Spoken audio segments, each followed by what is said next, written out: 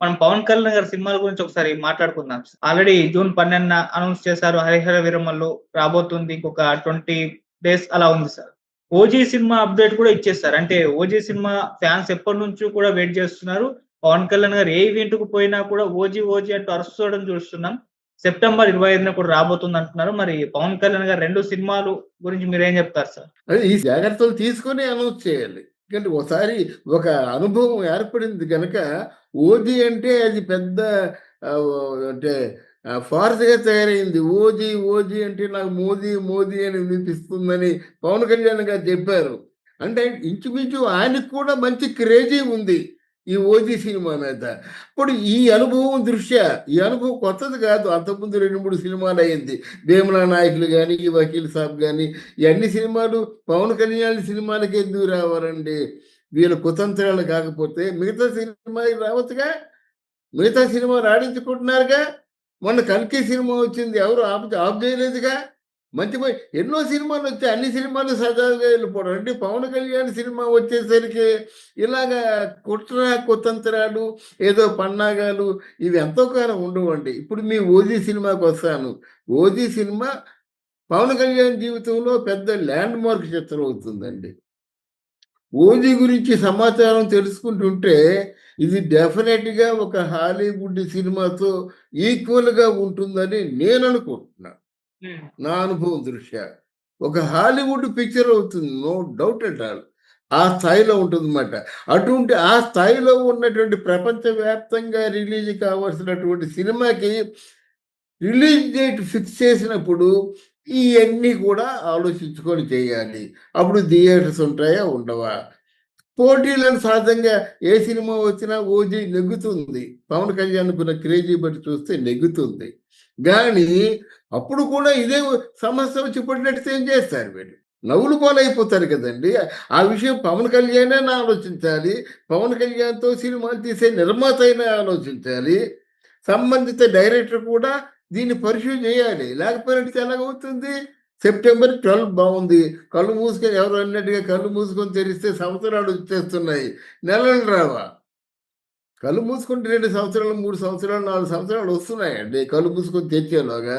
ఓ నెల వస్తుంది గదా! అందువల్ల ఈ నెల లోపున మీరు చేసే ప్రయత్నం ఏదో చేస్తే బావుంటుంది గానీ, లేకపోతే మళ్ళీ మొదటికొస్తుందన్నమాట.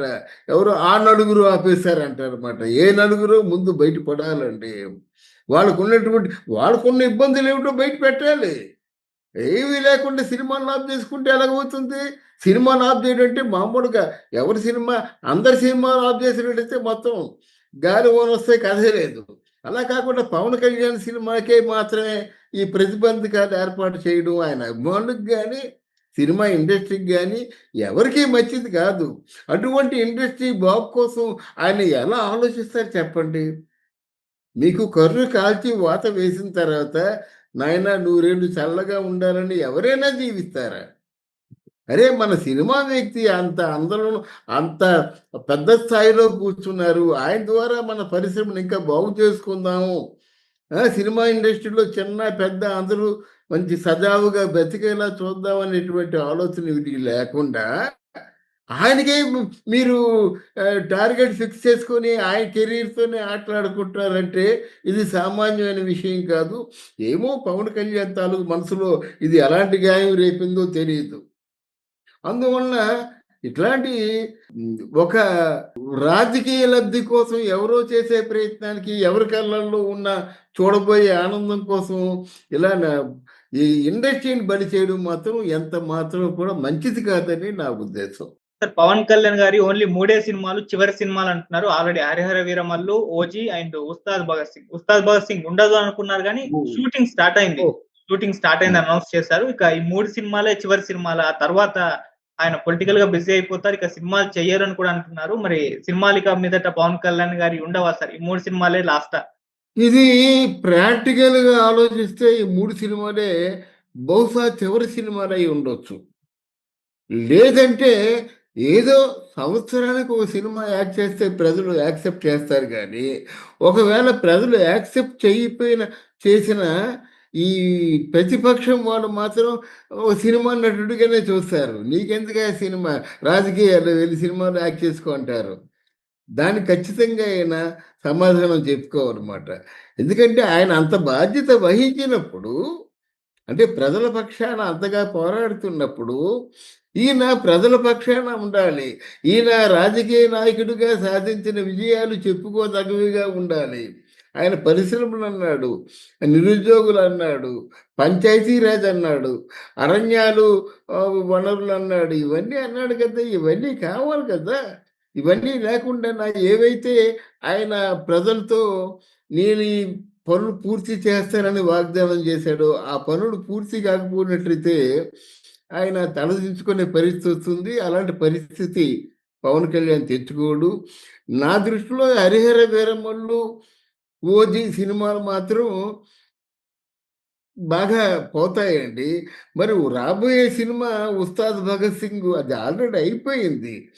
అది ఎప్పుడు కూడా టైం డిలే అయితే ఏమవుతుందంటే దాంట్లో ఫ్రెష్‌నెస్ కొంచెం డీవియేట్ అవుతుంది. ఫ్రెష్‌నెస్ అంతగా ఉండదు. గనక ఒకవేళ 'ఉస్తాద్ భగత్ సింగ్' వచ్చినా సరే మళ్ళీ ఫ్రెష్‌గా ఏవో ప్రేక్షకుడికి ఆకర్షణీయమైనటువంటి అంశాలు ఇన్కార్పొరేట్ చేసి రిలీజ్ చేయాలి గానీ, అలాగా పోస్ట్‌పోన్ చేసుకుంటూ వెళ్ళిపోతే కష్టం గదా!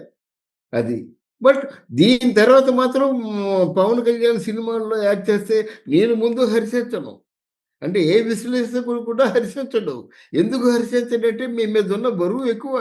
మీకున్న సమయం తక్కువ. సంవత్సరానికి ఎంత లేదన్నా 360 రోజులే. లేదు, లేదు, లేదు నాకు చాలా పనులున్నాయంటే ఆ 365 డేస్ మారవు. అలాంటి 4 365 డేస్ ఉన్నాయన్నమాట. అప్పుడే ఒక 365 డేస్ అయిపోయినాయి. అర్థమైందా? ఇంకా 4 సంవత్సరాలే ఉన్నాయి. 4 సంవత్సరాల్లో మీరు చేసిన వాగ్దానాలెన్ని? మీరు నెరవేర్చుకుందేమిటి? మీరు పెద్ద ఇప్పుడు ఒక కేంద్ర ప్రభుత్వంలో కూడా చెప్పుకోదగ్గ రాజకీయ నాయకుడు అనిపించుకున్న తర్వాత పేరు తెచ్చుకోవడం చాలా సులువండి. ఆ పేరుని నిలబెట్టుకోవడం చాలా కష్టం. మరి నిలబెట్టుకోవాలి కదా! నిలబెట్టుకోవాలంటే మీరు ఎంత అహర్నిశలు పనిచేసినప్పుడు కూడా ఇంకా పనులు మిగిలిపోతాయన్నమాట. ఈ సత్యాన్ని మాత్రం పవన్ కళ్యాణ్ గుర్తుంచుకోవాలి. అంతేగాని జేజేలు పలకడం ఇదంతా కాదు కావాల్సింది. మీరు వాగ్దానం చేశారు. అందుకే అన్నిటికంటే తేలికైంది వాగ్దానం. అన్నిటికంటే చాలా బహు కష్టతరమైంది. తర్వాతేంటంటే వాగ్దానాన్ని ఇచ్చిన వాగ్దానాన్ని నిలబెట్టుకోవడం. ఆ నిలబెట్టుకునే ప్రయత్నం పవన్ కళ్యాణ్ చేస్తాడని మనం కోరుకుందాం. Right sir. Thank you so much. Thank you.